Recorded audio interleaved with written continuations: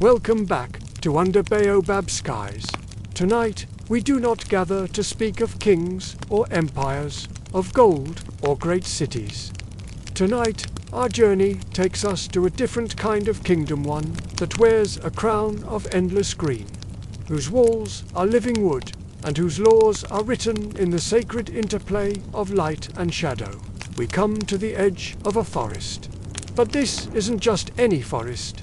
This is the forest that refuses. It refuses to be mapped. It refuses to be drawn. It refuses to be known in the way that men in boots and helmets, with their compasses and their sketchbooks, wish to know a thing. For them, the world is a series of lines, of grids and coordinates, something to be pinned down and understood. But this forest, it is not a puzzle waiting to be solved, but a living presence that demands to be acknowledged. For centuries, it has stood as a quiet, powerful rebuke to the very idea of conquest.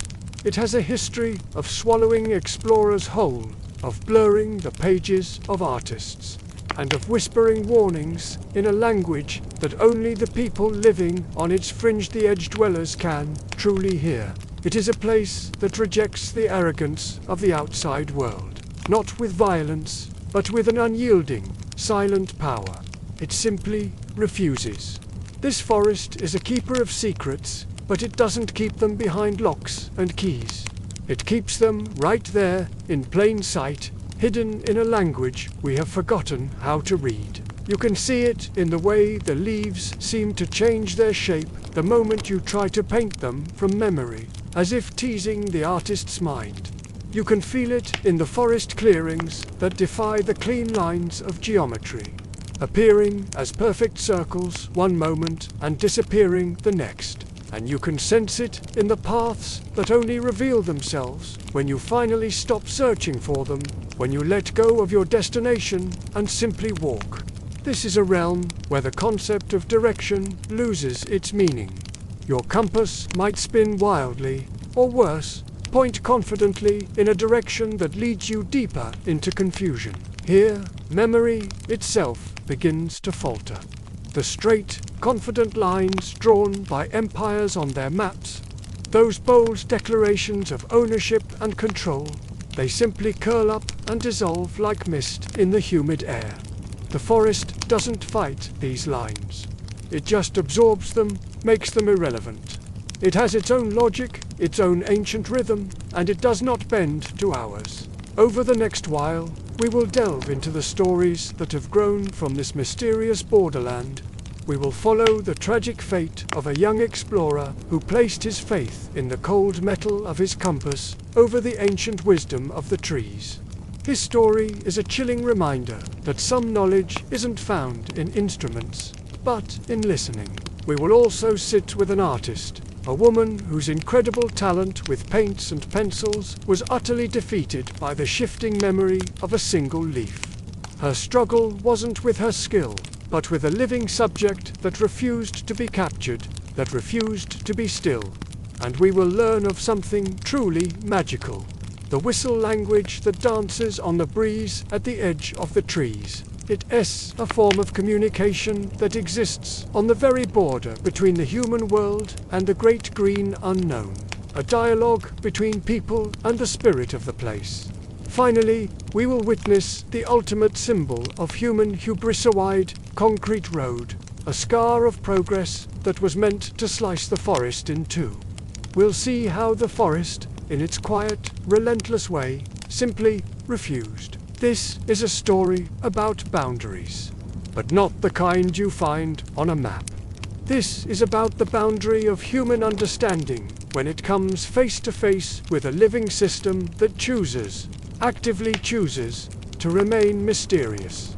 It is a powerful reminder that the wild places of our world are not empty spaces just waiting for our lines and our labels. They are conscious, breathing entities that can, when they wish, close their doors and deny us entry. So, let the sigh of the wind through a million leaves be your guide. Breathe in the damp, fertile air, and prepare to listen to the tales of the forest that drew a line around itself. and dared anyone to cross it. You are now under baobab skies. The first line of defense the forest has is often not to hide, but to display an impossible, alluring perfection. It's a bait for the rational mind, for the kind of person who cannot resist the urge to explain, to measure, and in doing so, to be irrevocably drawn in. This is the story of such a man. His name was Captain Thaddeus Finch, a distinguished Fellow of the Royal Geographical Society. For Finch, the world was not a place of mystery, but a series of blank spaces on a map, waiting to be filled with his precise, elegant script. He saw rivers to be traced, mountains to be triangulated, and countless species to be catalogued and pinned under glass. And on his maps, deep in the heart of the continent, there was a vast, tantalizing smear of green simply labeled unexplored. To a man like Finch, this wasn't just an unknown region. It was a personal affront, a challenge to his entire worldview. He assembled his expedition at a small riverine village on the edge of this great expanse. The porters he hired were men who knew the forest's fringes well, men who hunted its game and gathered its bounty. They were practical, knowledgeable, and deeply connected to the land. But when Finch, spreading his maps across a dusty crate, explained his true intention to penetrate deep into the interior, to chart its very heart, a sudden, heavy quiet fell over the group. Their headman, an old man with eyes the color of wet bark, stepped forward. Speaking through an interpreter, he gestured, not with aggression, but with a weary sort of pity, towards the gleaming brass compass hanging from Finch's neck. "The forest has no heart you can find with that," he said, his voice low and steady. "It has many faces, and some doors are simply not for opening." Of course, to a man of science and empire like Captain Finch, this was nothing more than colorful native metaphor. The charming superstition of a simple people. He dismissed it with a patronizing smile and pressed for more specifics. For a tangible story he could jot down in his journal under local folklore. Reluctantly, the old headman spoke again. He told of a place known to his people as Milingo Ya Mitishamboth, the Circle of the Standing Spirits. He described a perfect ring of ancient emvule trees, so identical in height, girth, and form that they seemed not to have grown, but to have been carved from a single colossal mold. This circle, he explained, was located deep within a region where the birds did not sing and the insects fell silent. It was, he said, with finality, a doorway. But what lay beyond that door, no one who valued returning had ever dared to find out. For Captain Finch, this wasn't a warning. It was a destination marker, a perfect, natural circle of trees. What a find! His mind raced with possibilities. Perhaps it was a prehistoric meteorite impact site, the crater's rim now home to this unique formation. Or maybe it was a fascinating botanical anomaly, a genetic quirk he could be the first to document. His scientific mind itched with anticipation. He saw a mystery to be solved, a puzzle to be pieced together. He envisioned replacing that crude, unexplored label on his map with a neat, triumphant notation. Remarkable arboreal ring, discovered by T. Finch. He completely, utterly missed the core of the warning, that some things are perfect not to invite understanding, but to deter it. His original porters remained steadfast in their refusal. So, Finch, undeterred, doubled the pay and travelled to a more distant village. One less connected to the deep woods, where the stories were fainter and the wages more tempting. He secured a new team and, with renewed determination, began his expedition. For weeks, they hacked their way through the dense periphery of the great forest. Finch was in his element, diligently taking readings with his sextant, noting barometric pressure, sketching flora, and filling notebook after notebook with his meticulous observations. The journey was arduous, but for him it was progress defined. As they pushed deeper, a subtle but profound change occurred. The world grew quiet. The constant, raucous chorus of birds, monkeys, and insects that defined the forest's edge faded away, replaced by a thick, watchful silence that seemed to absorb all sound. The humid, heavy air grew still and unnervingly cool. And then, one afternoon, as the sun began its descent, they found it. They broke through a final wall of tangled lianas and stopped dead. Before them was a clearing, but not one made by axe or fire. In its center, exactly as the old headman had described, stood the circle. There were about 12 of them Kaya anthotheca trees, or African mahogany, Finch noted automatically. Their trunks were impossibly straight and smooth, utterly devoid of the parasitic vines and creepers that choked every other tree in the jungle. Their branches all began at precisely the same height, interlocking to form a flawless, continuous green canopy. This canopy cast a perfect circle of deep shadow onto the forest floor below. Nothing grew within that ring. No undergrowth, no saplings, not a single blade of grass. It was a chapel of pure, unnatural geometry, standing in defiant opposition to the glorious chaos of the wild. A thrill of pure, unadulterated academic triumph surged through Captain Finch. This was it. The discovery that would cement his name in the annals of the Royal Geographical Society. He turned to his exhausted, fearful porters and ordered them to make camp at the edge of the clearing. They obeyed, but refused to go any nearer, their eyes wide with a primal fear Finch couldn't comprehend. Unperturbed, he grabbed his journal, his compass, and his trusty measuring tape. He was a man with a job to do. He intended to spend the rest of the afternoon meticulously documenting this marvel, measuring the circumference, the diameter, the distance between each tree. With a confident stride, he stepped across the distinct threshold of shadow, out of the familiar world and into the perfect circle. The porters watched him go. They saw him walk to the very center of the ring, kneel down in the bare earth, and begin to write in his little book. Then something strange happened. A faint mist seemed to rise from the ground within the circle. Or perhaps they thought it was just a trick of the dappled late afternoon light filtering through the perfect canopy. They blinked, rubbing their tired eyes, and when they looked again, the circle was empty. The ground was bare. Their supplies were untouched at the edge of the clearing.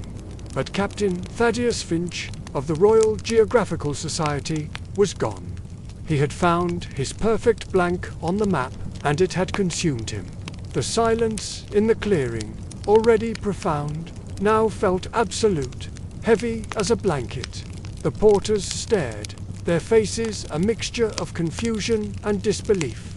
One moment, the white man in his khaki jacket was there, a solid, confident figure standing right in the geometric center of that perfect green ring of trees. The very next moment, he was not. It was as simple and as impossible as that.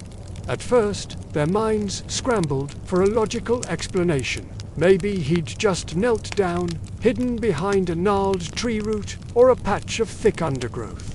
It was a dense forest, after all. They called his name tentatively at first, the sound swallowed by the oppressive quiet. Captain Finch. No answer came back. The silence that followed was even heavier than before. The head porter, a man named Gango, a seasoned guide who had seen many strange things in the jungle but nothing quite like this, gathered his courage. He took a few hesitant steps forward, moving from the relative safety of the camp towards the edge of the mysterious clearing. As he did, the air changed. It felt different, noticeably colder, thinner, as if he had suddenly climbed a mountain and gained 1,000 feet in altitude. The sensation made the hairs on his arms stand on end. He stopped just short of the clearing itself, at the sharp, unnatural line of shadow cast by the circle of ancient trees. He peered inside, his heart thumping against his ribs like a trapped bird. The circle was utterly empty. Captain Finch's leather-bound notebook lay open on the bare earth, its pages held flat as if by an invisible weight. His sharpened pencil was placed neatly beside it.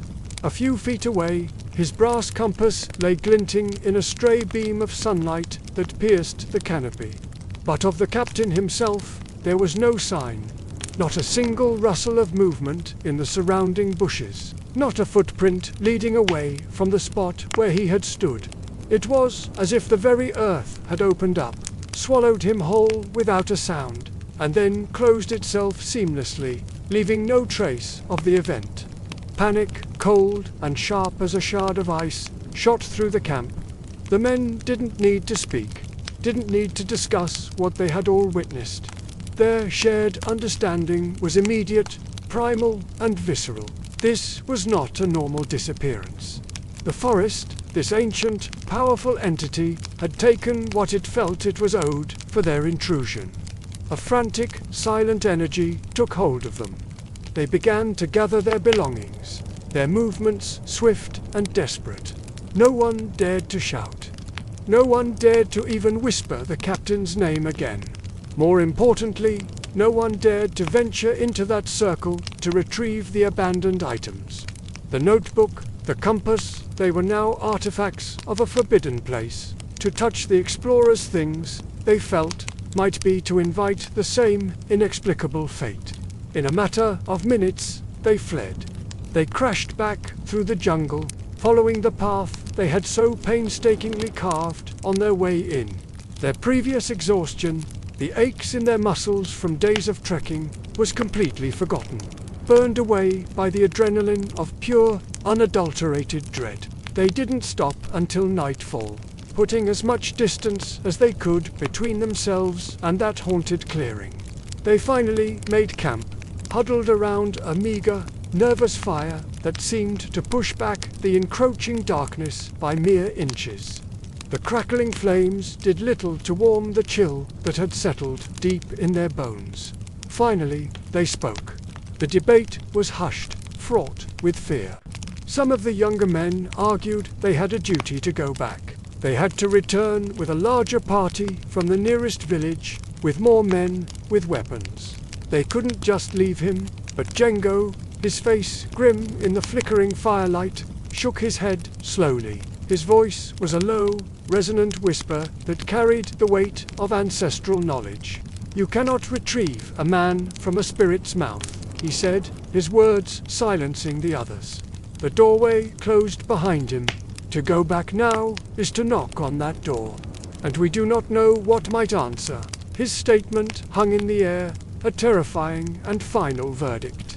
The idea of knocking on that unseen door was more than any of them could bear. The forest had taken the captain, and they all knew, deep down, that the forest would not give him back. But the world outside the jungle operated on different rules. The moral and legal weight of abandoning a white man, an officer, a man of importance like Captain Thaddeus Finch, was a heavy burden, one that couldn't be ignored. After a fraught week of waiting and whispered stories in a fringe village on the edge of the vast jungle, a search party was reluctantly formed. It was led by a stern colonial officer, a man named Davies, who arrived with an air of brisk authority and undisguised skepticism. He listened to Django's account with a dismissive frown, waving away the talk of spirits and doorways as nothing more than native superstition and mass hysteria brought on by the oppressive environment. The porters, he concluded, had simply panicked and fled after the captain wandered off. The search party was composed of men from the village who did not know the full story, men who were motivated by pay and coerced by colonial authority. With Django and a few of the original porters forced to guide them, they retraced the long route back into the jungle's depths. The journey was tense. The new men chatted and joked, but Django and his companions were silent. their eyes constantly scanning the trees, their every step heavy with foreboding. After several days, they found it. The clearing, it was just as Django had described. The ring of trees stood serene and perfect, a flawless circle in the chaotic tapestry of the jungle. The air was still and held a strange quality of light, dappled and ethereal. The officer, Davies, strode forward with purpose, his boots crunching on the dry leaves. He stepped across the shadow line and into the circle without a moment's hesitation. And there, exactly as the porters had described, lay the evidence. The notebook, the pencil, and the brass compass. They were untouched. No rain had warped the pages of the book. No animal had disturbed the pencil. They lay as if they had been placed there only moments before, waiting for their owner to return. The search party fanned out. They scoured the area for days. They called Finch's name until their throats were raw. They looked for any sign of a struggle, a trail, a dropped button, a shred of his khaki jacket caught on a thorn. They found nothing. Of Captain Thaddeus Finch, there was no trace. He had vanished as completely and as irrevocably as a breath of mist on a hot day. The official report, filed by Officer Davies, would state that Captain Finch was presumed to have gotten lost and succumbed to the perils of the jungle. But that was just the official story, the neat and tidy explanation for the world back home. The truth was far stranger, far more unsettling. The only real evidence that Captain Thaddeus Finch had ever been in that clearing at all were the mundane objects he left behind in the center of that impossible circle, and the terrified, unshakably consistent story of the men who had watched him disappear into thin air. A story that would be whispered around fires for generations, a chilling reminder that there are some places in the world where the known rules of reality simply cease to apply, and where doorways can open and close without a sound. The official search for Captain Thaddeus Finch was called off after just 1 month. In the sterile language of colonial bureaucracy, he was declared missing, presumed dead in a hostile environment. The administration filed its report. The Royal Geographic Society published a somber note in its quarterly journal, and the world, as it always does, moved on. But in the deep emerald shadows of the Guana forest, the captain's story was not over. It was just beginning its slow, unsettling conclusion. 3 full seasons came and went. The rains lashed down, the sun baked the earth, and the forest grew as it always had. Then, a hunter from the Kolo village, the very same village whose elders had first warned Finch against his expedition, was tracking a wounded bushbuck far from the usual trails. His name was Shibali, a cautious man who knew the forest's moods better than his own. He pushed through a thicket of thorny acacia, the branches scraping against his skin, and stumbled upon a scene of profound and strange incongruity. Draped over a low branch, bleached by the relentless sun and mildewed by the constant rain, was a leather satchel of unmistakably European make.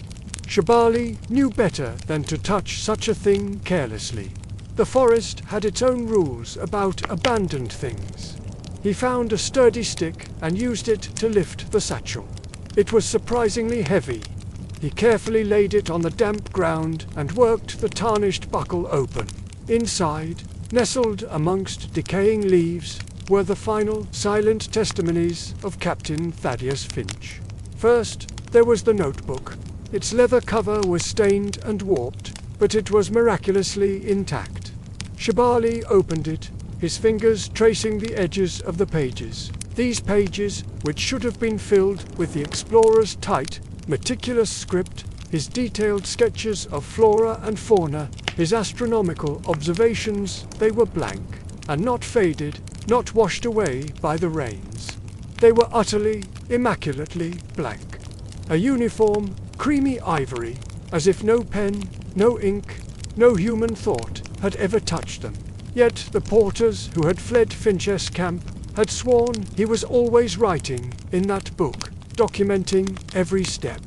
The forest, it seemed, had not only taken the man, it had methodically erased his every attempt to describe it, to capture it, to contain it with words. Then Shibali saw the compass.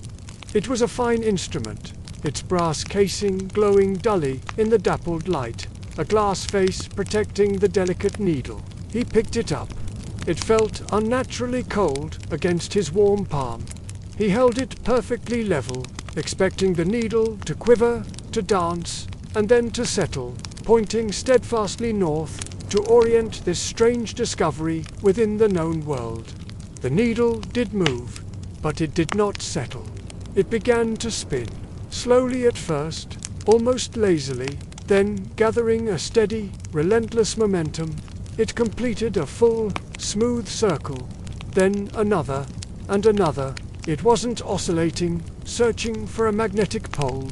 It was rotating, as if mounted on some frictionless, impossible pivot, as if the very concept of magnetic north, the fundamental law that had guided explorers for centuries, had been utterly dissolved in this place. A deep, primal coldness seeped into Shibali's bones, a chill that had nothing to do with the forest shade.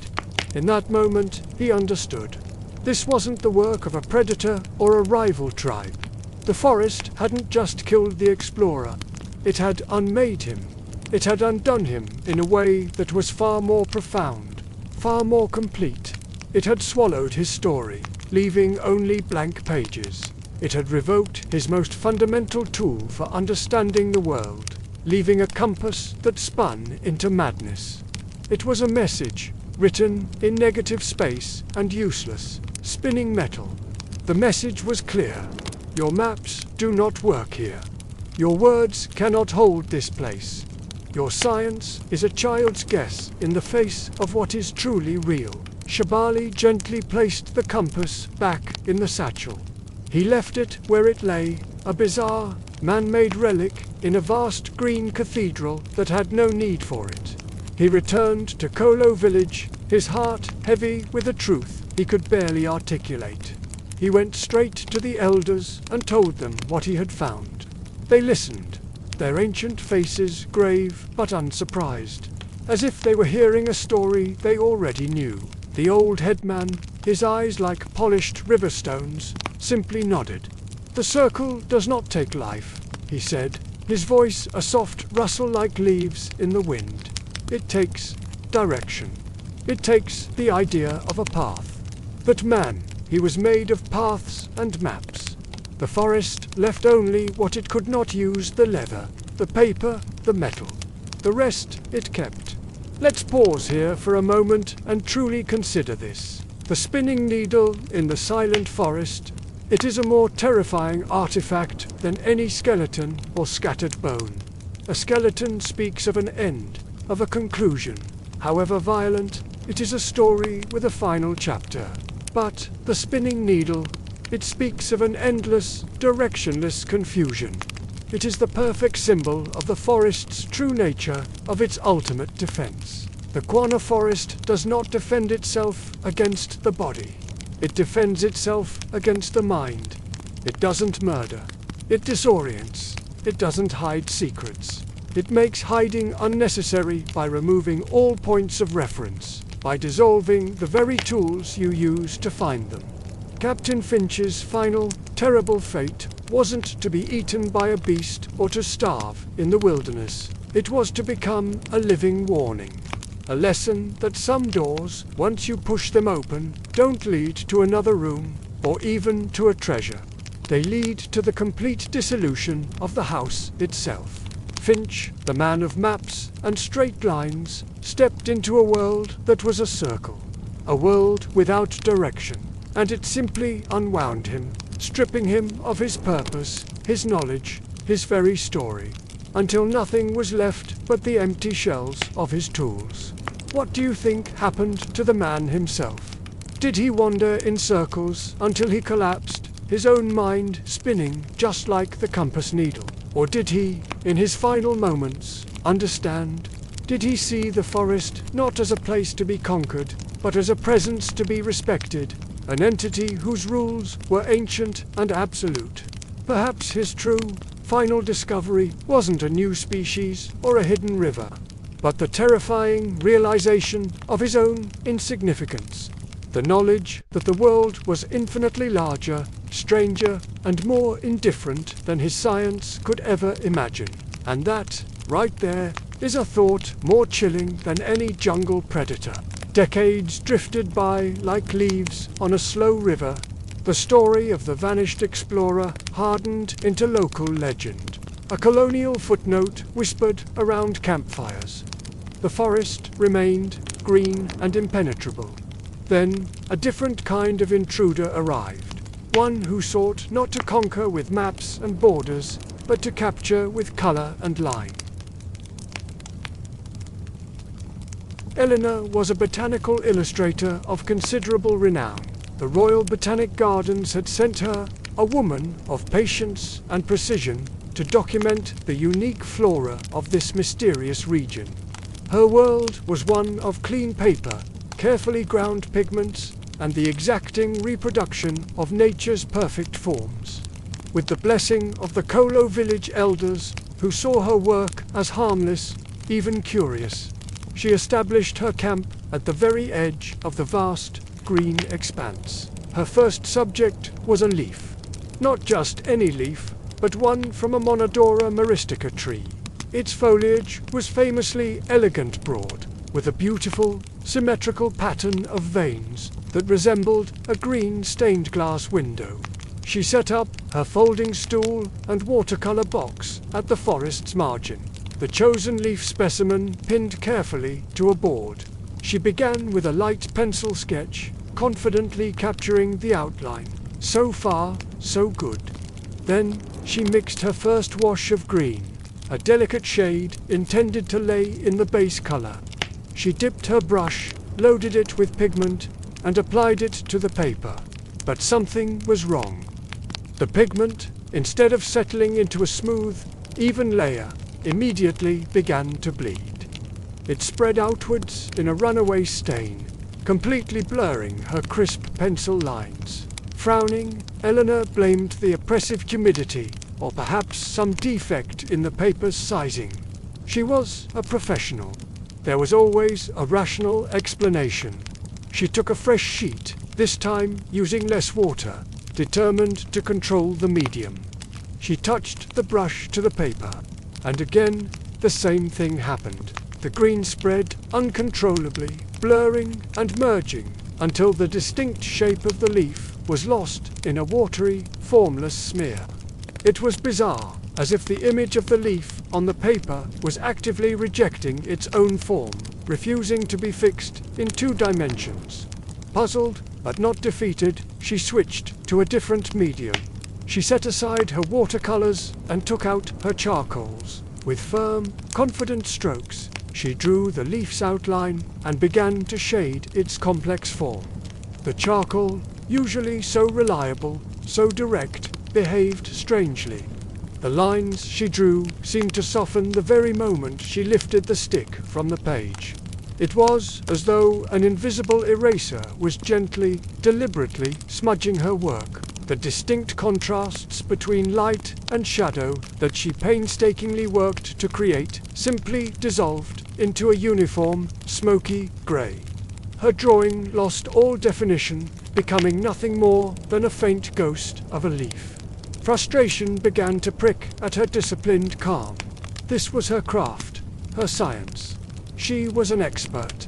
She looked from her blurred, failed attempts to the perfect, real leaf pinned to her board. It sat there, vibrant and definite, its edges sharp, its veins a clear and intricate map.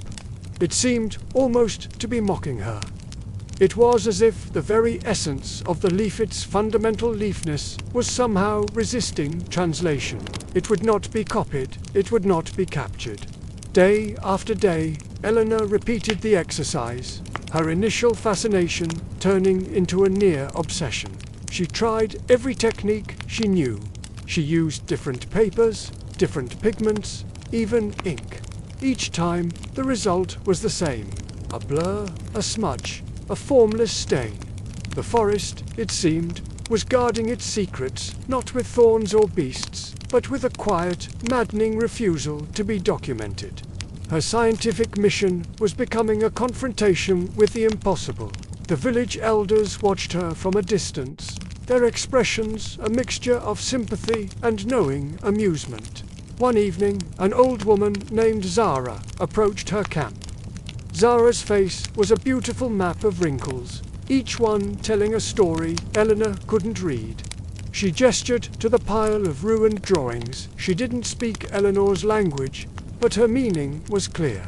She pointed to the forest, then to Eleanor's heart, then back to the forest. The message seemed to be that the forest was not something to be seen with the eyes alone. Eleanor, a woman of science and logic, found herself at a loss. Was this a subtle atmospheric phenomenon she couldn't explain? A chemical reaction between her materials and the local air? She was documenting flora, but she had stumbled upon a mystery that felt far deeper, far more ancient than any plant. One night, unable to sleep, she left her tent and walked to the edge of the forest. The moonlight filtered through the canopy, painting the ground in shifting patterns of silver and black. The air was thick with the scent of damp earth and unseen blossoms. Staring into the deep, living darkness, she felt a profound sense of her own smallness. She wasn't an observer looking in. She was a guest, and a rather clumsy one at that. She decided to try one last time, but differently. She returned to her camp not with her art supplies, but with just a single sheet of paper and a stick of charcoal. She sat on her stool, but this time she didn't look at the leaf. She closed her eyes. She tried to remember the shape, the texture, the feel of it. She thought about the sun that fed it, the rain that washed it, the tree that held it. She tried to feel what Zara had pointed to, the connection. Then, with her eyes still closed, she let her hand move across the paper. She didn't try to draw the leaf. She tried to draw the feeling of the leaf. When she finally opened her eyes, she was startled. The drawing was not a photorealistic representation. It was abstract, a swirl of lines and shadows. It was alive on the page in a way her other drawings had never been. It was not a copy. It was an interpretation, a conversation. A smile touched Eleanor's lips for the first time in weeks. She hadn't captured the leaf, not in the way the Royal Botanic Gardens expected. She had done something else. She had listened. She looked from her strange, new drawing to the dark, silent forest. It was no longer an object of study. It was a presence, and she had just learned its first word. The journey to document the forest's flora had ended. The journey to understand it had just begun. Eleanor was a stubborn woman. She was a scientist, a botanist, and an artist, and she believed in the observable, the measurable, the real. But the forest, this forest, was challenging all of that. For days, she had been trying to paint a single leaf, a specimen of a species, yet unclassified. Each time, the result was the same. The image would start clear, a perfect representation. But as the hours passed, the colors would bleed. The lines would soften, and the leaf would transform on the canvas into a hazy, dreamlike blur. It was maddening. She decided the problem was the atmosphere, the overwhelming, alive humidity of the forest edge itself. The air was thick. You could almost drink it, and it clung to everything. Perhaps it was affecting her materials, her watercolors, or even her own perception. It was a variable, and a scientist's job was to isolate and remove variables. That evening, she retreated. In the dry, lamplit sanctuary of her canvas tent, she decided to work from a different source. Her own memory. She brewed a cup of strong black tea, the steam a welcome, predictable presence in the contained space. She closed her eyes and conjured the leaf. Its image was seared in her mind, burned onto her retinas by days of intense observation. She could see it perfectly, the gentle serration of its edge, like a tiny, delicate saw, the graceful, powerful curve of the central vein, the delicate, intricate network that branched out from it, a roadmap of life. She could feel the texture under her fingertips, see the way the light played across its waxy surface. It was all there. Feeling a surge of renewed purpose, she took a fresh sheet of hot-pressed paper, the surface smooth and perfect, ideal for fine detail. She selected a sharp, hard graphite pencil, a tool of precision and control. No more bleeding watercolors, no more humid air, just pure line on dry paper.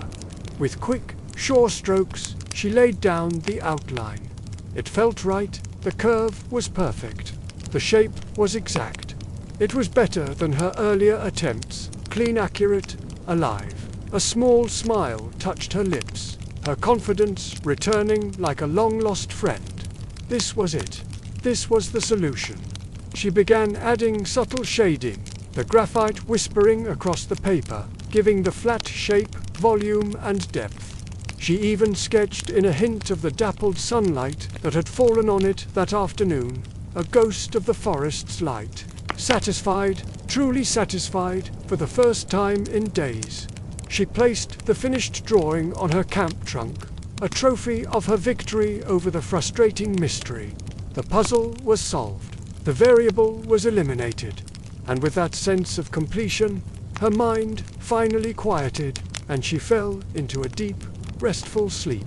The bright morning sun streamed through the canvas, waking her gently. Her very first thought was of the drawing. A quiet pleasure settled over her, the feeling of a problem overcome, of order restored. She rose from her cot, stretching in the warm morning air, and went to look at it, ready to admire her handiwork. What she saw stopped her breath. Her heart seemed to stop with it. The drawing had changed. It was impossible, but it was true. The crisp, definite lines she had drawn with such precision last night had softened. They had gone fuzzy, as if the graphite itself had been gently heated and had melted into the fibers of the paper. The clear distinction between the leaf and the background was now a hazy, indistinct transition. The delicate veining, which she had rendered with such care, was blurred, the fine lines bleeding into one another. It wasn't ruined, not in the way a water spill would ruin a drawing. It was dissipated. It was as if the drawing itself had exhaled, blurring its own edges. The memory sketch, drawn in the dry, controlled safety of her tent, had undergone the exact same transformation as the paintings she had made in the forest's presence. The leaf's image had refused to hold its form. Even across distance, even when pulled from the realm of pure recollection, it would not be pinned down. A deep, unsettling feeling coiled in her stomach, cold and heavy. This was beyond science. This was beyond faulty materials or atmospheric interference. This was something else entirely. It was as if the subject itself, the leaf, the tree, the forest, had jurisdiction over its own image. A jurisdiction that extended beyond physical location, beyond the canvas and the paint, and into the very mind of the person who tried to capture it. The forest, or the spirit of the leaf, had followed her. It had followed her into her tent, into her sanctuary of logic and reason. It had watched her draw from memory, and then, while she slept, it had breathed on her creation, blurring it just enough to send a clear, undeniable message. A message that echoed in the sudden, profound silence of her tent. I am not yours to keep. Eleanor stared at the blurred drawing, the graphite ghost of a leaf. The forest wasn't just a place, it was a presence, and it was actively resisting her. Her scientific expedition had just taken a very, very strange turn. The world she thought she knew, the world of rules and predictable outcomes, had just dissolved at the edges. just like her drawing. The mystery wasn't in her materials. It was in the forest itself, and it was a mystery that was very much alive. What happens when the subject of your study looks back at you? What do you do when the natural world refuses to be catalogued? Eleanor didn't have the answers, but she knew one thing for sure. She had to go back into the woods. Eleanor sat in her tent, a profound sense of dislocation washing over her. Spread before her were the casualties of her recent obsession. Watercolor paintings where the vibrant greens and blues had bled into a muddy mess, charcoal sketches that smudged into obscurity, and a drawing she'd attempted from memory, now so faded it was barely a ghost on the paper. She stared at the faded sketch. Her entire life's work, the rational world of classification and representation, seeming to buckle at the edges. As a botanist and an artist, her purpose was to capture and understand the natural world. She'd spent years documenting flora, her hands skilled in translating living beauty onto paper. She had encountered recalcitrant subjects before, flowers that wilted too quickly under the sun, skittish insects that refused to pose, but she had never encountered a subject like this one. She had never faced a plant that actively defied depiction, that seemed to resist her art from a distance, even from within her own memory. The object of her frustration was a specific leaf, one found only deep in this part of the jungle. It had a unique iridescence, a pattern that shifted with the light, a beauty so complex it seemed to vibrate with life. Yet, every attempt to capture it ended in failure. The paints wouldn't hold, the charcoal wouldn't stick, and the image in her mind would dissolve like mist. It was as if the leaf itself was rejecting her attempts to know it, seeking solace, or perhaps just a break from the quiet madness of her tent. Eleanor walked to the edge of the Kolo village. The air here was different, filled with the sounds of life, children's laughter, the murmur of conversation, the rhythmic thud of grain being pounded. She found Nile, the oldest woman in the village, weaving an intricate basket under the cool shade of a great mango tree. Her hands moved with a practiced, hypnotic grace, weaving strips of palm frond into a sturdy, beautiful pattern. With the help of a young boy who knew a little English, Eleanor tried to explain her predicament.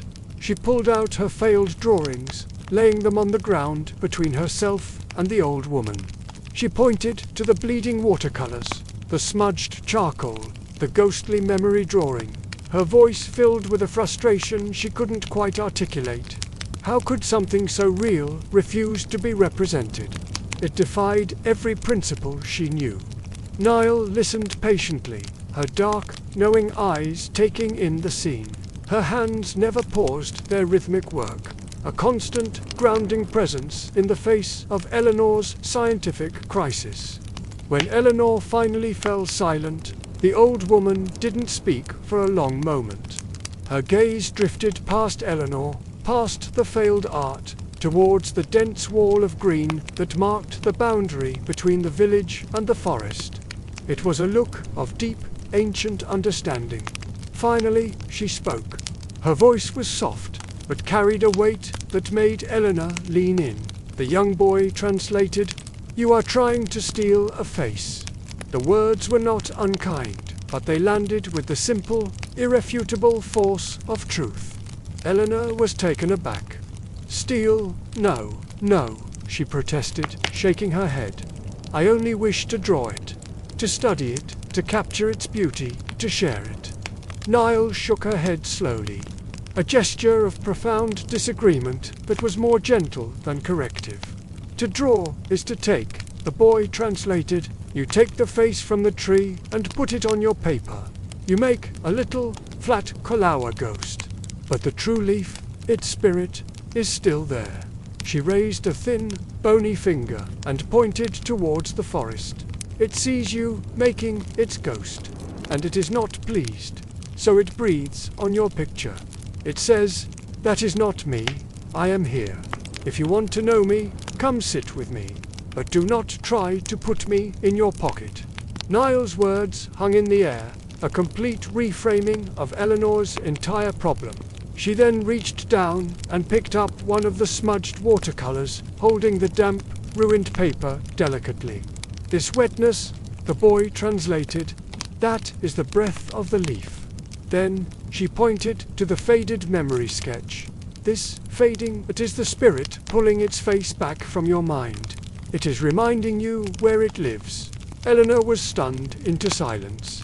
It was an explanation that completely bypassed optics, chemistry, pigment composition, and artistic technique. It had nothing to do with the humidity affecting her paints or some trick of the light playing on her memory. Niall's explanation was about relationship.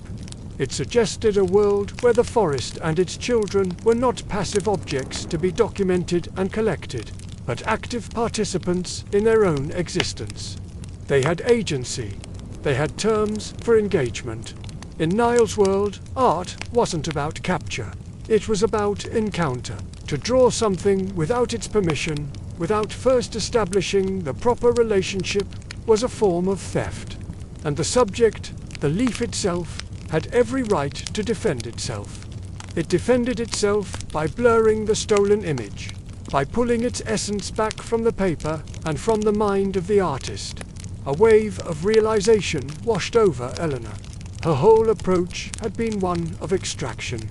She came, she saw, she took. She took an image, took a specimen, took knowledge, all to be catalogued and placed within her own framework of understanding. She had never considered that the subject might have a say in the matter. Her voice was small, humbled, when she finally asked, "So, I cannot draw it." For the first time, a smile broke across Niall's face, a beautiful network of wrinkles spreading from the corners of her eyes. She radiated a warmth and wisdom that felt as old as the mango tree she sat under. "You can," the boy translated her words. "But you must ask, not with words." With respect, Niall's gaze turned back towards the forest, and Eleanor followed it. "Sit with the tree," she continued. "Not just for a quick sketch.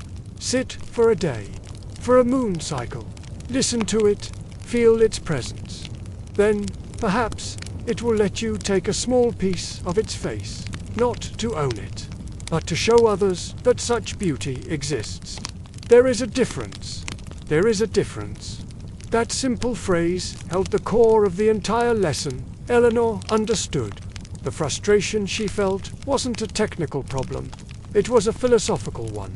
It was born from a colonial mindset, the idea that the world was hers for the taking. Niall was offering an entirely different philosophy, one of reciprocity, of mutual respect. The forest's defense wasn't malicious. The leaf wasn't being cruel. It was simply enforcing a boundary.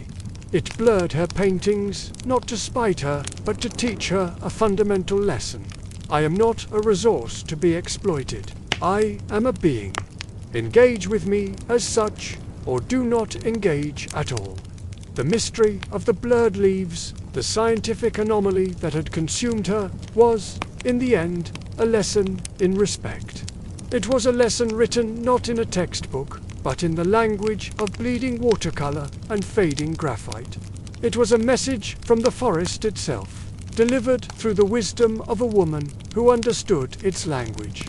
Eleanor looked from Niall's wise, smiling face to her own failed drawings on the ground. They no longer looked like failures. They looked like conversations, like the beginning of a dialogue she was only now starting to understand. She knew what she had to do. Her next trip into the forest wouldn't be with a sketchbook and a goal of capture. It would be with an open heart and the simple intention to sit, to listen, and to ask for permission. The art would come later, if it was meant to. First, she had to learn how to be present, how to be in relationship with the world she so desperately wanted to understand. In the deep, ancient heart of the world, where maps show only a green, featureless expanse, lies a forest unlike any other. This is not the gentle, sun-dappled woodland of fairy tales. This forest is alive, sentient, and profoundly territorial. Over centuries, it has swallowed explorers, repelled armies, and driven mad those who sought to tame it. Its borders are a line drawn between the known and the unknowable, a place where the rules of our world simply cease to apply. Yet, right at this perilous edge, a people have not only survived, but thrived. They are the Kolo, and they do not fight the forest. They do not seek to conquer or clear it. Instead, they live in a state of careful, attentive truce, a delicate dance of respect and understanding. Their greatest tool for this coexistence isn't a blade or a bow, but something far more ephemeral, something woven from the very air they breathe. It is their language, a complex symphony of whistles. Imagine standing at the edge of a Kolo village as the first light of dawn spills over the canopy. To an outsider, the air would seem filled with an unusually rich and complex dawn chorus. The calls of sunbirds, the chirps of insects, the rustle of unseen creatures, it all sounds perfectly natural. But hidden within this symphony is a hidden layer of meaning, a code as intricate as any spoken language. A rising, two-toned whistle, almost perfectly mimicking a certain sunbird's call, but repeated in a specific, rhythmic pattern. To a Kolo ear, this isn't just a bird. It's a message. The path towards the creek is safe today. A moment later, from the direction of a giant kapok tree, a series of short, staccato chirps. This isn't a cricket, it's a warning. A wild boar is moving west. Be still, stay hidden. Then, a long, wavering note that slides gently down in pitch. A sound that seems to hang in the humid air. The meaning is more feeling than fact. The air feels heavy, the forest is listening. Stay close to the village. This is the daily conversation of the Kolo, a language that allows them to move within the forest's domain without causing offense. It is a language of pure nuance. This remarkable skill isn't taught in a classroom with slates and chalk. There are no grammar, books, or vocabulary lists. Kolo children learn the whistle language in the most natural way possible by simply existing within it. They learn it as they learn to walk, carried on their mother's back as she forages for roots and berries. They absorb the endless stream of correlations. A specific, lilting whistle from their aunt up ahead, and moments later they arrive at a hidden patch of sweet yams. A sharp, urgent trill from an uncle scouting the path, followed by the entire group quietly changing direction, narrowly avoiding a massive hornet's nest hanging from a low branch. They learn that the sound of their father's whistle, a low, rolling call, means he has found a beehive rich with honey. They feel the shift in their mother's posture, the way she responds with a quick, two-note chirp that means, understood, we are coming. Through thousands of these tiny, lived experiences, the language seeps into their bones. It becomes instinct, a reflex, as natural as breathing. The genius of the whistle language lies in its camouflage. The sounds are not arbitrary. Many are mimetic, based on the real calls of the birds, insects, and animals that share their environment. But they are altered, subtly yet deliberately, a change in rhythm, a slight shift in pitch, an added repetition. It's just enough for a human ear, trained from birth, to recognize the signal, but not enough to stand out as a harsh, intrusive human sound. Shouting or speaking loudly in the forest is considered the height of arrogance and folly. It is a disturbance, a challenge to the forest's sovereignty. The whistles, however, blend into the natural soundscape. They are a form of auditory camouflage, a way of passing messages under the forest's very nose without being perceived as a threat. It is communication as an act of respect. But the complexity goes even deeper. The Kolo whistle language is profoundly spatial and situational. It is a language utterly dependent on context. The same exact whistle can have completely different meanings, depending on a host of variables. A gentle three-note whistle coming from the northern trail at dawn might be a simple greeting. The day begins well. But hear that same three-note whistle from the southern swamp at dusk, and it becomes a dire warning. Venomous snake nearby, do not approach. The season changes the meaning. A whistle indicating a certain fruiting tree is useful in the dry season, but nonsensical in the wet season when that tree is bare.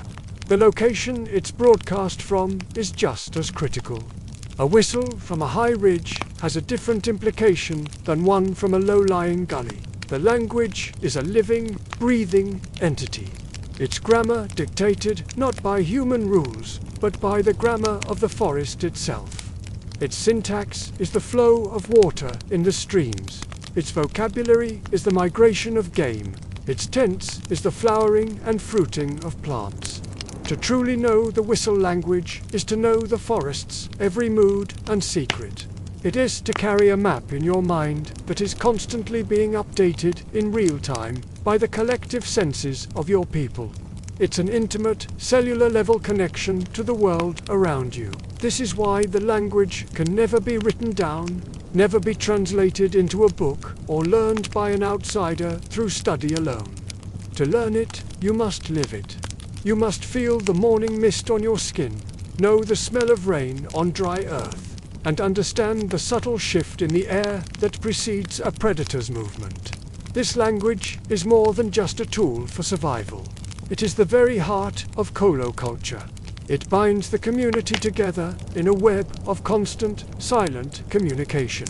A hunter deep in the woods can signal his success to the entire village with a single, joyful call that echoes through the trees. A child who has wandered too far can be guided back to safety by a chorus of reassuring whistles from their family, each call a beacon in the dense green.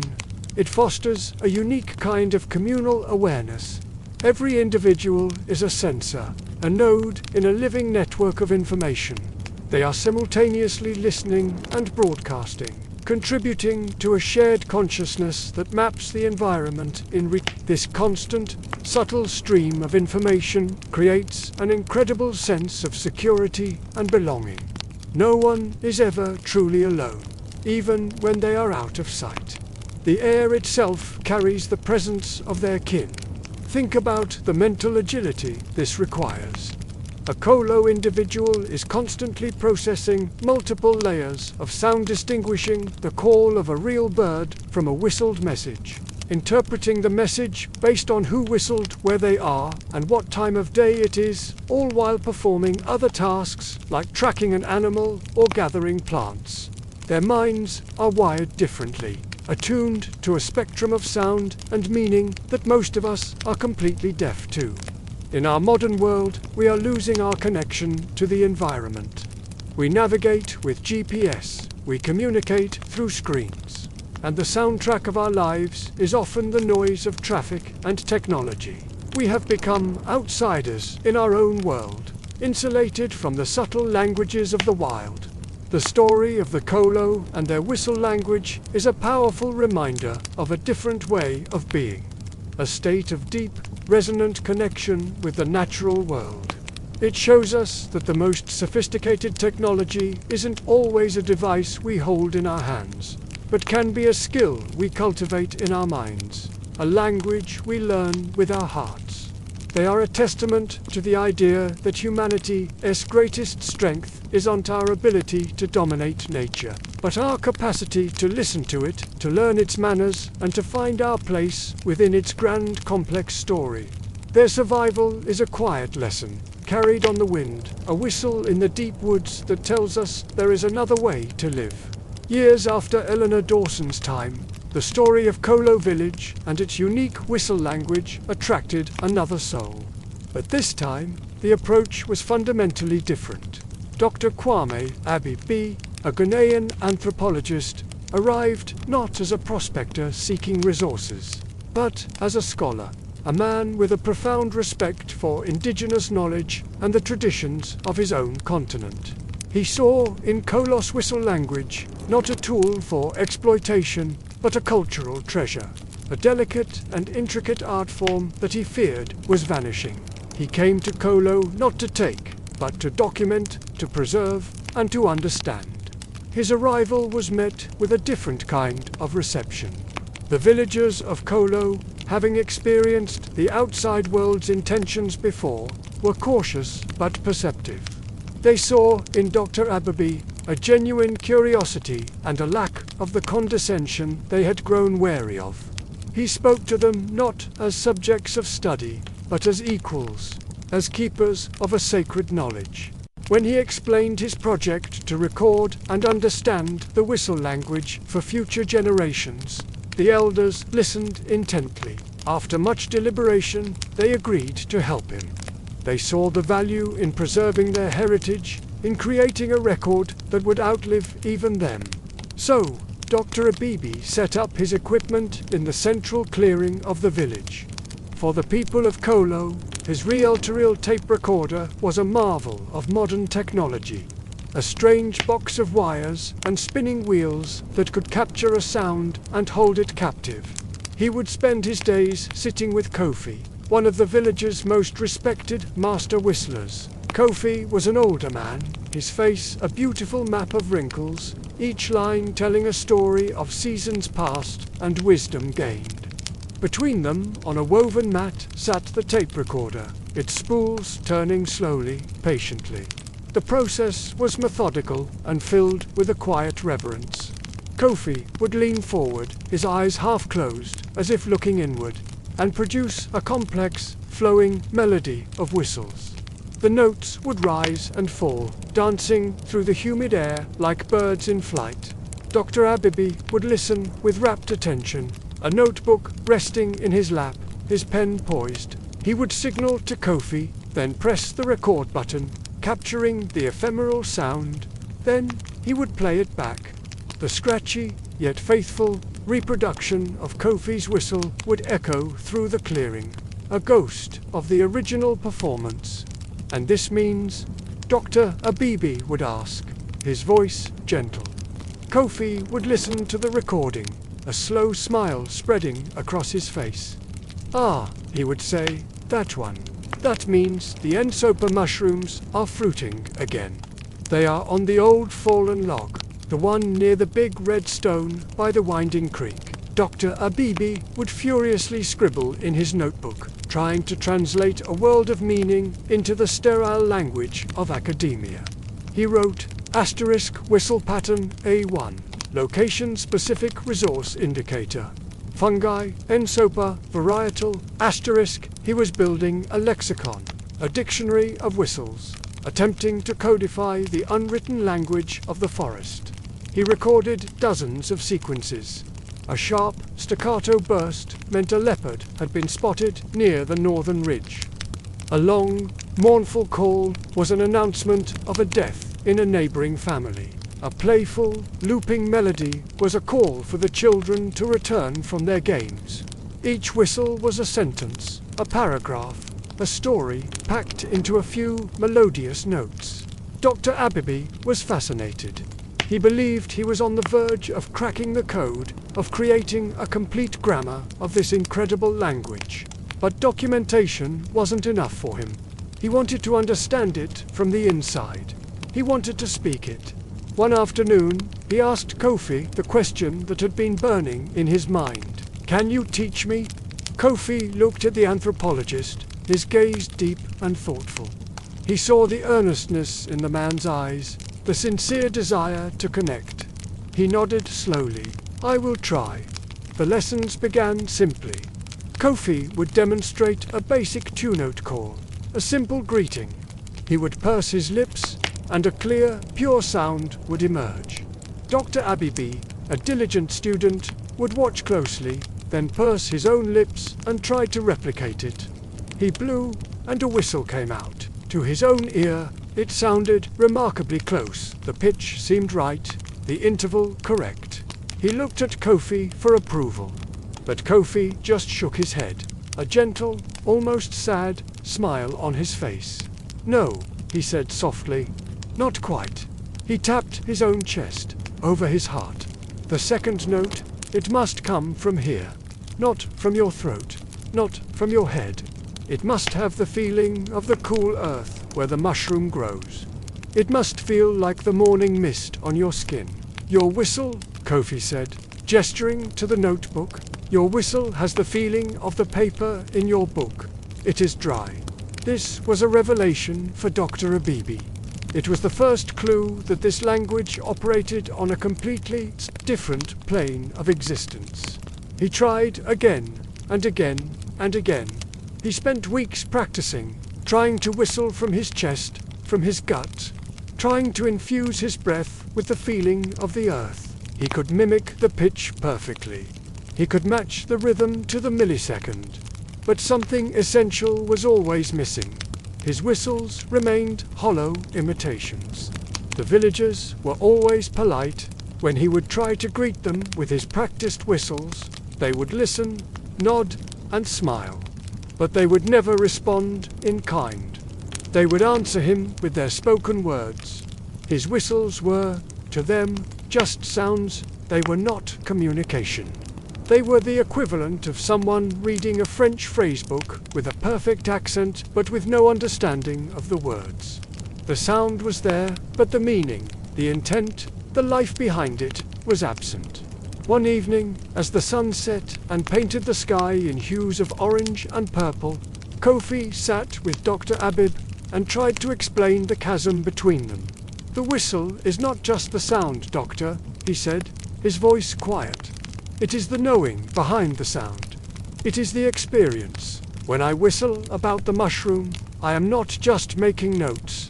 In my mind, I am seeing the log it grows on. I am smelling the damp earth after the rain. I am feeling the coolness of the morning air on my face. My whistle carries all of that. It is a package of senses and memory." He paused, looking at Dr. Abibi with immense kindness. Your whistle carries your wish to know about my whistle. It is a question. It is not a statement of being. It is a different journey, a different feeling. You are whistling about the idea of the mushroom. I am whistling the mushroom itself. The lesson landed on Dr. Abibi with the force of a physical blow. It was profound and, in a way, heartbreaking. He finally understood. The whistle language was not a code to be deciphered, not a set of phonetic signals that could be learned and replicated. It was a performance of intimate, lived knowledge. It was a holistic expression of a person's relationship with their environment. You couldn't learn the language without living the life that generated it. The language wasn't asterisk about asterisk the forest. In a very real sense, the language asterisk was asterisk the forest, speaking through human lips. The sound of the whistle was merely the tip of an immense iceberg. The vast, submerged bulk was a lifetime of sensory experience, of ancestral memory passed down through generations, of a deep and respectful coexistence with the world around them. To try and teach the language in isolation, to separate the sounds from the life that gave them meaning, was like trying to teach someone to swim on dry land. It was impossible.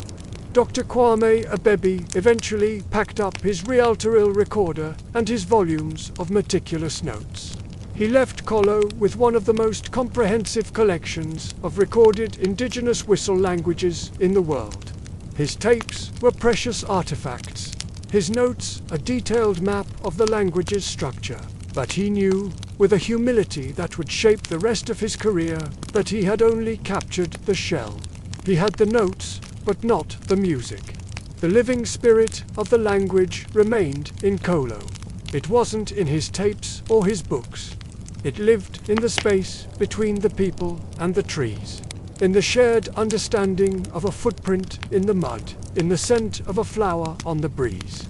It existed in the place where knowing and whistling were, and always would be, the exact same thing. He had come seeking to preserve a language, and he left understanding that some things cannot be preserved in a box, but must be lived to be kept alive. To truly understand the power of whistle language, you have to see it in its natural element. And for that, we must follow Kofi on one of his gathering journeys into the heart of the forest. He carries no bag, just a small, well-used knife tucked into his waistband. There's no watch on his wrist, no compass in his pocket. As he steps beyond the last thatched hut of the village, a subtle but profound change comes over him. His posture shifts, his senses sharpen. It feels less like he is walking into the forest and more like he is rejoining a conversation that was paused only for a moment.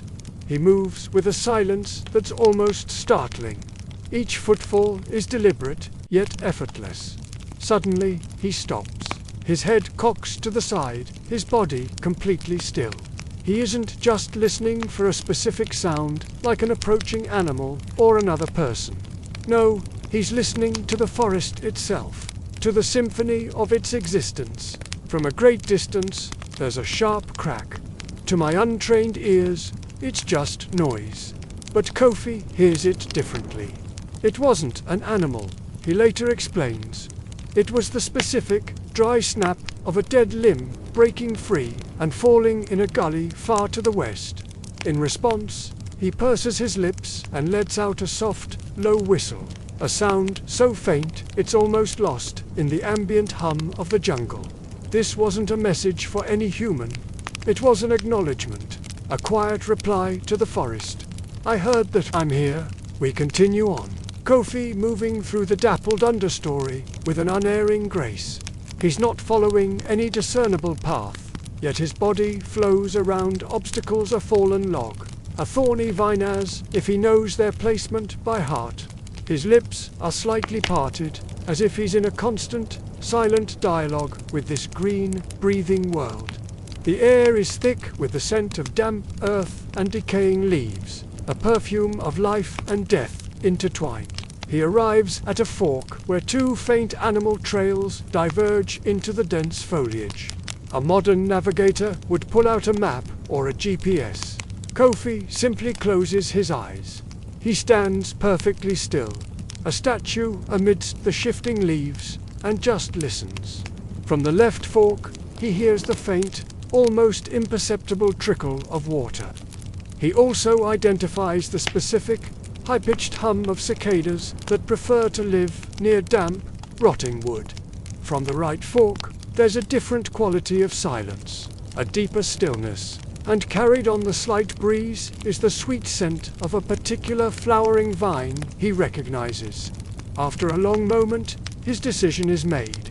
He chooses the left path.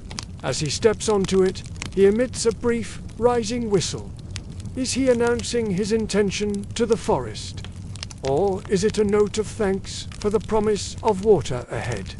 Perhaps it's both. The forest is not just a collection of trees and plants for Kofi. It is a community of living beings, each with its own voice, its own story. As we walk, he points out things I would have missed. The subtle scrape marks on a tree trunk, left by a wild boar sharpening its tusks. The way the leaves of a certain fern curl just before the rain begins to fall. He sees a line of ants marching purposefully up a vine and knows, just by their species and direction, that a particular fruit is ripening nearby. This isn't knowledge from a book. It's a deep, lived-in wisdom passed down through generations, an intimate understanding of the interconnectedness of all things. Every sound, every scent, every shift in the light is a piece of information, a word in the language of the wild. We soon reach the creek he heard from the fork in the trail. The water is cool and clear, running over smooth, dark stones. Kofi doesn't carry a water bottle. He simply finds a large, sturdy leaf, folds it with practiced ease into a makeshift cup, and drinks deeply. He offers me some. The water tastes clean and pure, a taste of the earth itself. It's a simple act, but it speaks volumes about his relationship with this place. He takes only what he needs, and does so with a sense of respect and gratitude. There is no waste, no carelessness. As we move on from the creek, a bird call suddenly erupts from the canopy above, a sharp, melodic cry. It sounds like any other bird to me, but Kofi freezes instantly. He hears something I don't.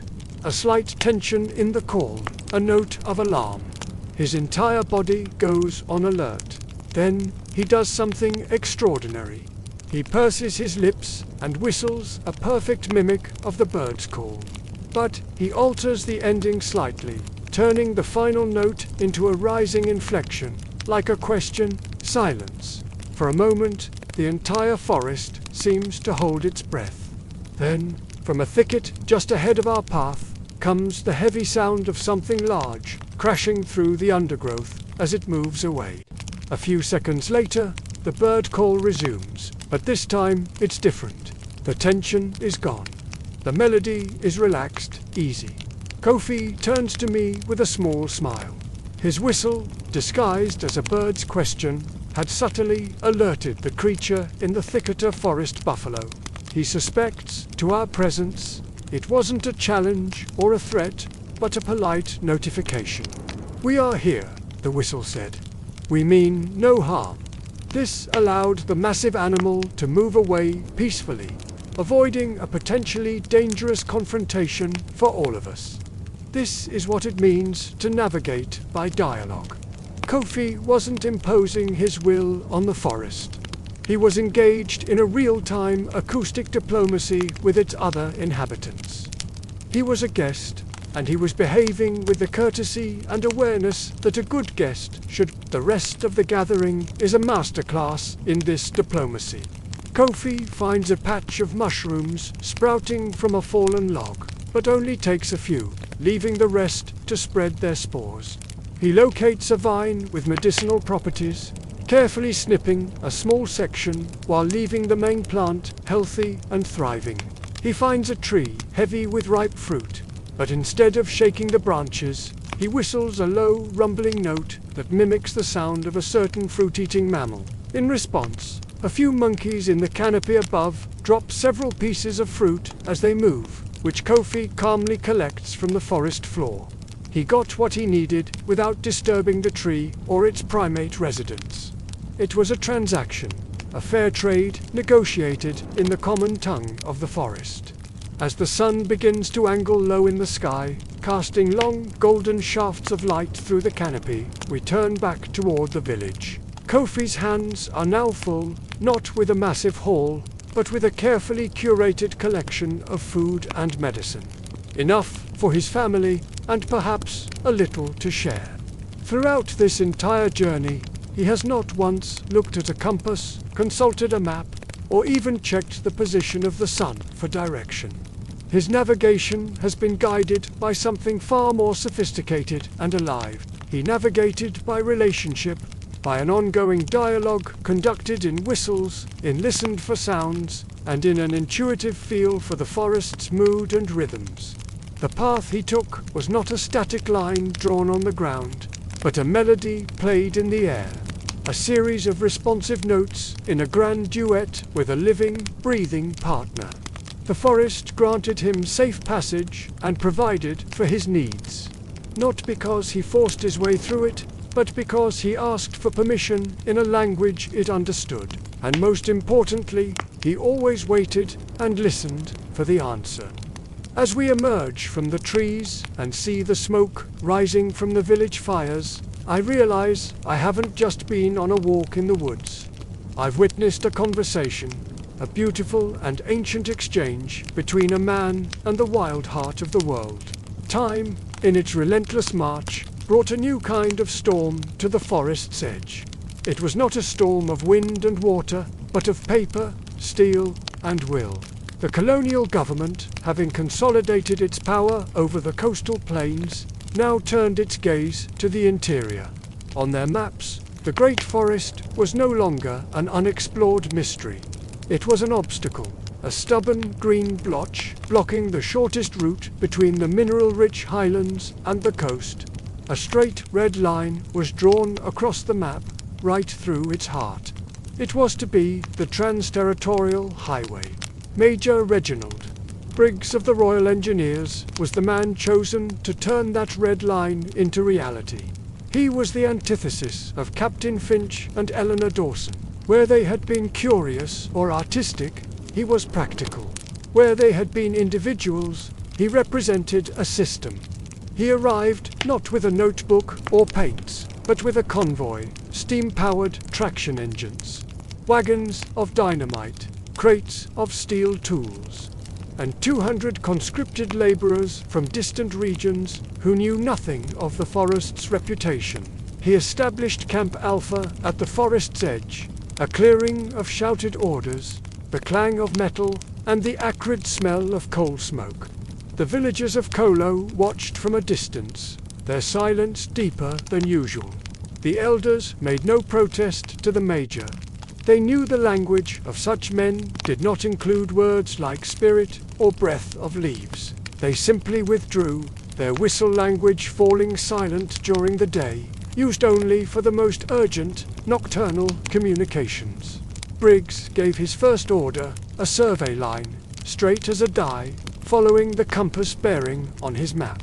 Teams of axemen moved forward, hacking a narrow slit through the undergrowth. The forest, at first, seemed to offer little resistance. The initial 100 yards were cleared in a day. Briggs was pleased. This was simply a matter of scale and force. He did not hear the way the usual forest sounds had pulled back, leaving a ringing silence around the wound they were making. The real work began on the second day. The great trees, some with trunks wider than a man is tall, had to be felled. They brought up the steam saw, monstrous, belching thing. Its blade, a giant band of teeth, was positioned against the first giant, a Celatis Zenkeri. The engine fired, the blade screamed to life, and bit into the wood, and jammed. Not with a rock, but with a gush of sap so thick and copious it was like blood. It gummed the teeth, stalled the engine. The mechanics worked for hours to clean it. The next tree did the same. And the next it was as if the trees were weeping a sticky, desperate defense. Undeterred, Briggs ordered dynamite to be used on the largest trees. Charges were set, the fuses lit. The men ran back. The explosions, when they came, were muffled, thudding things as if the sound were absorbed by the very air. The trees splintered, but did not fall cleanly. They leaned against their neighbors, creating a tangled, dangerous canopy of deadwood. Still, Briggs pressed on. Progress was measured in yards per week, not miles per day. But on the map, in his tent, the red line inched forward. He believed in the line. The forest, it seemed, did not. As the days bled into weeks, the forest began to fight back in more subtle ways. Tools left out overnight would be rusted by morning, coated in an unnaturally heavy dew. The laborers, already weary, began to whisper of fevers that came and went with the darkness of seeing shapes moving just at the edge of the lantern light. They complained of disorientation, of turning in circles just a few feet from the main clearing. Briggs dismissed these as the superstitions of an undisciplined workforce. He pushed them harder. The clanging and cursing echoed deeper into the woods, a constant assault on the quiet. One evening, a surveyor stumbled back into camp, pale and shaking. He claimed his compass had started spinning wildly, the needle no longer pointing north, but toward the heart of the forest itself. Briggs broke the man's compass under his boot and issued a stern warning against spreading panic. Logic and engineering, he declared, would conquer any local anomaly. But the anomalies grew. Vines, cut one day, would be inexplicably regrown the next, thicker and thornier than before. The ground under the traction engines seemed to soften, turning to mud even without rain, bogging down the heavy machinery. The air grew heavy, thick with the scent of damp earth and something else, something akin to decay, but also to life, a potent, almost overwhelming perfume of blossoming and rotting all at once. The silence of the villagers was perhaps the most unsettling thing of all. They offered no warnings, no pleas. They just watched. Their dark eyes followed the column of smoke rising from Camp Alpha, their faces unreadable. It wasn't the look of fear, but of patience, as if they were waiting for a foregone conclusion. It was the patience of the stone, awaiting the river, of the mountain, awaiting the storm. Major Briggs, a man of straight lines and predictable outcomes, found himself in a world that refused to conform. He would stand at the edge of the newly carved path at dusk, staring into the impenetrable wall of green. He couldn't hear the forest whispering, but he could feel it. He could feel the weight of its ancient gaze upon him, a pressure in the air, a deep, resonant hum just below the edge of hearing. For the first time in his career, Major Reginald Briggs felt a flicker of doubt. The red line on his map was so simple, so clear, but the green, living thing it was meant to conquer was proving to be anything but. The forest was not an obstacle. It was an entity, and it was just getting started. The campaign settled into a grim, exhausting stalemate. For the first few weeks, the challenge had been one of sheer physical force. The forest was dense, the terrain unforgiving, but Briggs's men were strong, and the rhythm of axe and saw, though brutal, was familiar. They made progress, a slow but steady scar creeping across the map. However, the physical resistance was one thing. It was the psychological erosion that truly began to break them. The laborers, a rough-and-tumble crew housed in a sprawling camp of canvas tents that moved with the line of destruction, started reporting things. At first, it was just whispers around the nightly campfires, stories shared in low tones over lukewarm stew. They spoke of equipment failing in inexplicable ways. Axe heads, freshly sharpened and honed to a razor's edge, would develop deep, brittle cracks after striking certain trees, not with a clean break, but with a spiderweb of fractures, as if the steel itself had aged a century in a single blow. Wagon axles, carved from seasoned oak, meant to bear tons of weight, would snap under the lightest loads, spilling supplies onto the muddy track. Compasses, the most trusted tool for maintaining the straight line of the survey, would behave erratically. Men would pull them out to check their heading, only to see the needle tremble and spin wildly, as if terrified of pointing north. Briggs, a man of iron will and unwavering certainty, dismissed these reports as the grumblings of tired, superstitious men. He was a man of maps, numbers, and straight lines. The world, to him, was a thing to be measured, cut, and conquered. The forest was an obstacle, nothing more. He walked the line daily, his presence a bulwark against flagging morale. He'd inspect the tools himself, finding no obvious flaws, and blame the failures on misuse or poor maintenance. The spinning compasses, magnetic interference from iron deposits, he'd declared, though the geologists had found none. He was determined to push through. But then the stories evolved, growing stranger, more unsettling. They began to center on the trees themselves. A team of fellas would spend an entire day clearing a section, sweat stinging their eyes, muscles screaming in protest. They would chop down the ancient sentinels, pile the brush for burning, and mark their hard-won progress with brightly painted stakes driven deep into the earth. The next morning, they would return, ready to continue their assault, only to find the cleared area subtly wrong. It wasn't that the trees had grown back, that would be impossible, but perhaps understandable. No, this was far more unnerving. The entire cleared section seemed to have shifted. The painted stakes, their markers of victory, would be found several yards to the left or right of the newly cut line. The path they had so painstakingly carved the day before would appear slightly off.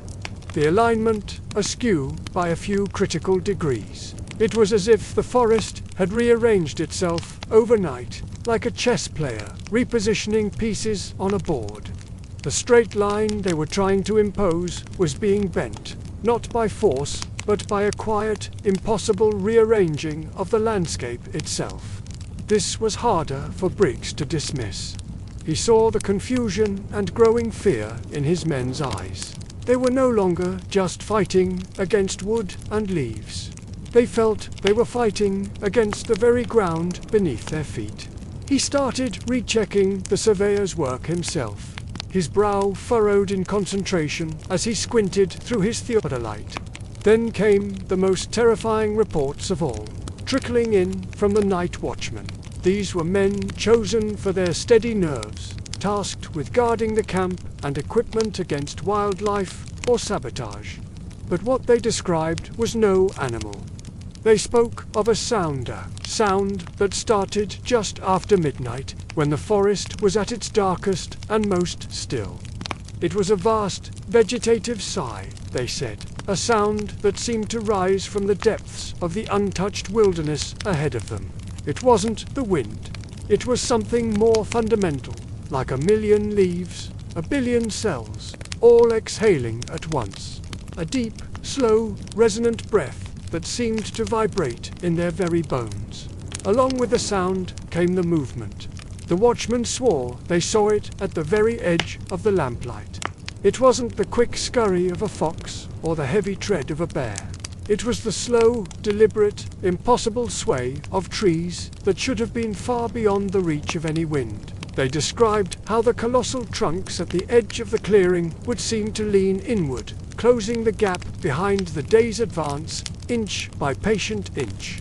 It was a movement so slow it was almost imperceptible, a creeping advance that was more unnerving than any sudden attack. They felt watched, not by eyes, but by the forest itself. They felt it was pushing back, reclaiming the land they had taken, sealing the wound they had inflicted. Briggs listened to these reports with a stony face, his jaw tight. This was madness, fatigue, he told himself, superstition, the tricks of shadow and flickering lamplight playing on exhausted minds. He refused to entertain the idea that the forest was sentient, that it was fighting back. He was a man of logic. There had to be a rational explanation. In a show of force, he doubled the rations, hoping to bolster spirits. He threatened harsh punishments for laziness and the spreading of what he called idle tales. To reassert control, he ordered the survey line to be rechecked constantly, morning, noon, and evening. But this is where his own world, his world of perfect lines and irrefutable numbers, began to crumble. His own measurements started to disagree with each other. Theodolite readings he took himself in the crisp morning air would not match the readings he took in the lazy heat of the afternoon. Even under perfectly clear skies with no atmospheric distortion, the angles were off. The distances seemed to stretch and shrink. The straight, unwavering line on his master map was becoming a warped, uncertain, and wavering thing on the actual ground. The realization dawned on him slowly, a cold dread seeping into the core of his certainty. The forest was not fighting him with claws and teeth, with fire or flood. It was fighting him with something far more insidious. It was fighting him with geometry. It was fighting him with perception. It was undermining the very foundations of measurement and reason upon which his entire worldview was built. It wasn't breaking his machines or his men's bodies. It was breaking their minds. It was making his own certainty, his most powerful weapon, uncertain. The unwavering line he was so determined to carve was being erased, not by regrowth, but by a subtle, terrifying shift in reality itself. He stood one evening, staring into the darkening wall of trees, the surveyor's scope cold in his hand, and for the first time in his life, Briggs felt a tremor of true, profound fear. The forest was not an obstacle. It was an opponent, and it was playing a game whose rules he was only just beginning, terrifyingly, to understand. The breaking point didn't arrive with a thunderous catastrophe, but with a whisper. After 6 long months of relentless effort, The Grand Highway was nothing more than a meandering, struggling gash, less than 2 miles into the dense, unforgiving forest. Morale had completely evaporated. A strange, lethargic fever had insidiously spread through the camp, sapping the strength and will of the workers. The once mighty machinery now stood silent, a veritable cemetery of broken parts and shattered gears, a testament to their futile struggle against the wilderness. One night, the strange sighing sound that the watchman had been reporting for weeks did not stay at a distance. It moved in, surrounding Camp Alpha entirely. Laborers and soldiers, men who had faced hardship and danger, awoke to it. It wasn't just a sound. It was a deep, cellular vibration in the air. It seemed to emanate from the very ground beneath them, from the ancient trees that towered over them, from the dark sky itself. It wasn't loud, but its presence was absolute, felt both inside their tents and inside their own bodies. It was the chilling, unmistakable sound of the forest drawing a single, impossibly deep breath and holding it. When morning came, a silent, unified decision had been made. No one would leave their tents to work. The conscripted men, without a single word exchanged, were on strike. They simply sat, their faces a mixture of defiance and fear. Briggs, the leader of this doomed expedition, found his uniform now, stained and hanging loosely on his gaunt frame, his eyes hollowed out from weeks of sleepless nights. He confronted his foreman, expecting resistance, or at least a debate. Instead, he found a man he respected, a hardened veteran of numerous colonial projects, looking at him with an expression of genuine, unadulterated fear. "It's not worth it, sir," the foreman said, his voice barely above a whisper. "The men won't go. And I won't make them. This place, it doesn't want a road. And it's telling us." His words hung in the humid air. An admission of defeat, not against an enemy of flesh and blood, but against something far older and more powerful. Briggs stood at the head of the pathetic trail they had carved. He looked down its length, and it didn't look like progress. It looked like a wound, a deep, ugly scar on the face of the earth. And what was more unsettling was that it already seemed to be healing.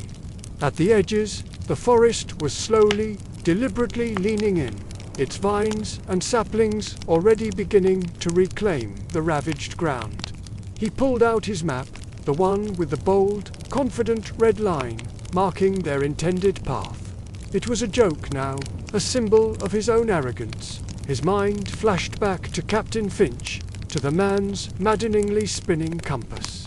Briggs had always considered himself a rational man, a man of logic and order, but he was now faced with an irrational, total, and absolute resistance. He had fought armies of men before. You could negotiate with an army. You could defeat an army. You could even surrender to an army, but you could not surrender to a forest. Nor, he was beginning to realize, could you defeat it. There was only one option left. You could only leave. The order was given. It was a retreat, a full-scale abandonment of their grand ambition. What little machinery could still be moved was painstakingly dragged back the way they came. But the rest, the majority of their equipment, was left behind. The massive steam saw, wagons with broken wheels, entire crates filled with toolsel were abandoned to the elements. They became the forest's newest relics. Strange iron monuments joining Captain Finch's lost compass in the growing museum of the wilderness. It wouldn't take long. Within a matter of weeks, bright green shoots and tenacious vines would snake their way over the cold, rusting iron. Within a year, the proud machines of industry would be nothing more than unrecognizable lumps on the forest floor, swallowed by the understory. Back in the halls of the Empire, the official map was quietly updated. The bold red line, once a symbol of inevitable progress, was unceremoniously crossed out. The project file was closed, sealed with a short, simple, and deeply humbling note. terrain impenetrable, route unviable. The empire, for once, in its relentless expansion, had been refused. It wasn't stopped by an opposing army or a political rival. It was stopped by a presence.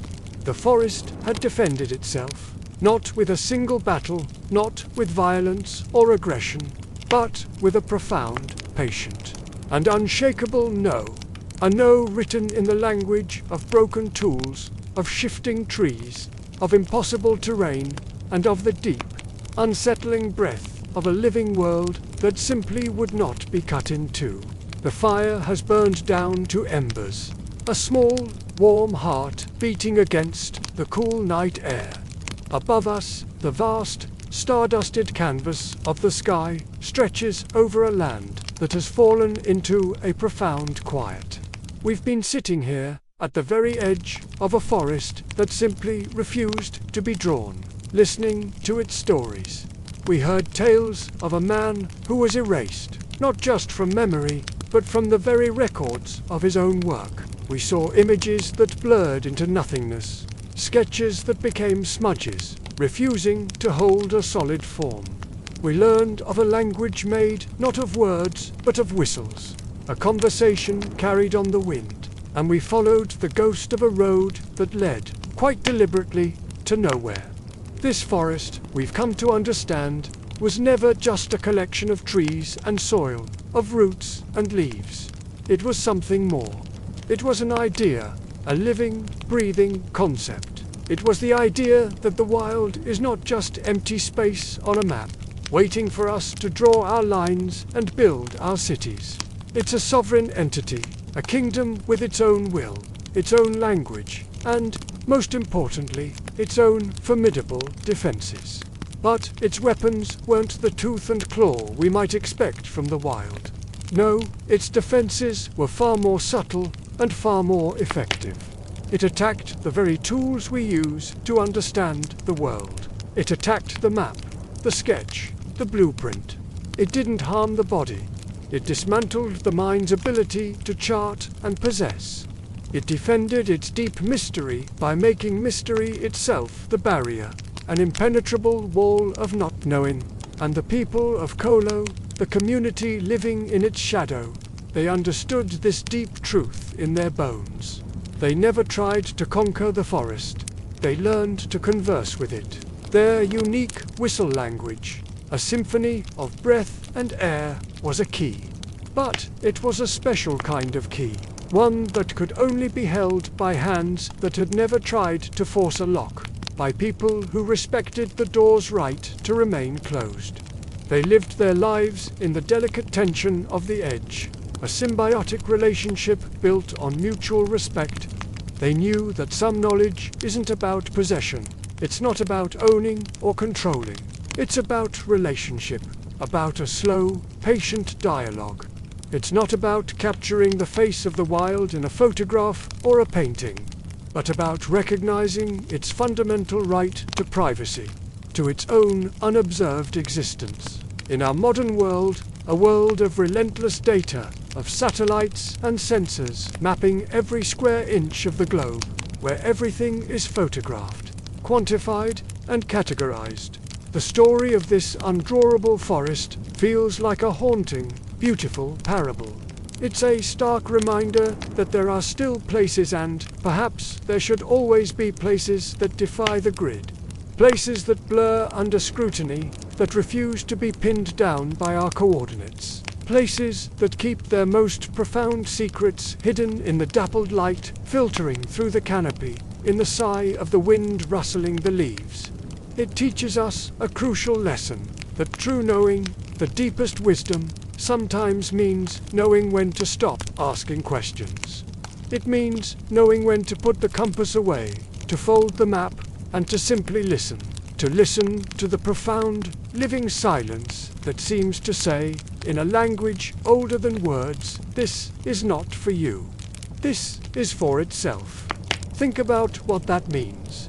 In our quest for knowledge, we often assume that everything is a puzzle to be solved, a code to be cracked. We see a mystery, and our first instinct is to dismantle it, to lay all its pieces out and understand how it works. But this forest suggests another way. It suggests that some things are not meant to be taken apart. Their value, their very essence, lies in their wholeness, in their inscrutability. The forest's refusal to be mapped wasn't a challenge to be overcome. It was a statement of its own identity. It was a declaration of its independence from human ambition. This principle extends far beyond the woods. It's a way of seeing the world. We encounter people, cultures, ideas that are complex and different from our own.